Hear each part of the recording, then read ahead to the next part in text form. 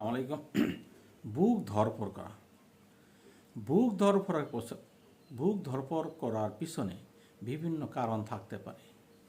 প্রথমত, আপনার হার্টের যে কোনো সমস্যা হতে পারে। হার্ট যদি ব্লক থাকে বা হার্ট বড় হয়ে যায়, হার্টের দুর্বলতা থাকে, তখন বুক ধরপড় করতে পারে।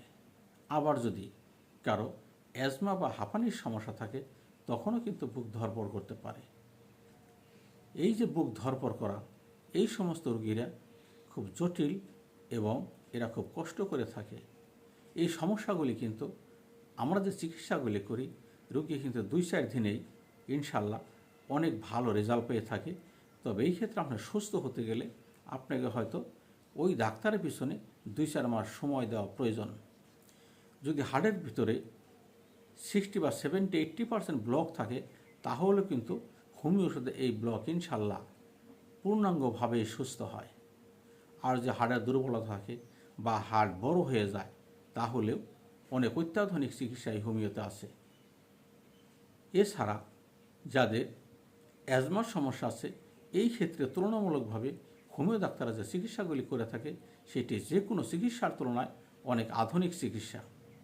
কাজে আমি অনুরোধ করব, যাদের এই ধরনের সমস্যা আছে তারা নির্দ্বিধায় অভিজ্ঞ হোমিও ডাক্তারের সাথে যোগাযোগ করতে পারেন।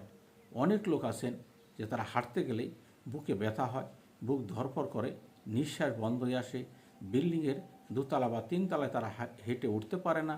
এই যে সমস্যাগুলি, এই সমস্যাগুলি হোমিও চিকিৎসা অত্যাধুনিক চিকিৎসা। হয়তো আপনারা জানেন না, আপনারা মনে করেন কোনো হার্ট বিশেষজ্ঞর কাছে যাইতে হবে, কিন্তু বাস্তব আমি যে কথাটা বলবো, আপনারা চিকিৎসা নিয়ে দেখেন। প্রথমত হোমিও চিকিৎসা নিয়ে দেখেন, ইনশাল্লাহ অ্যালোপ্যাথিকের তুলনায় শত গুণ ভালো রেজাল্ট পাবেন ইনশাল্লাহ। কাজে আপনারা নির্দ্বিধায় এই চিকিৎসা নিতে পারেন। আসসালামু আলাইকুম।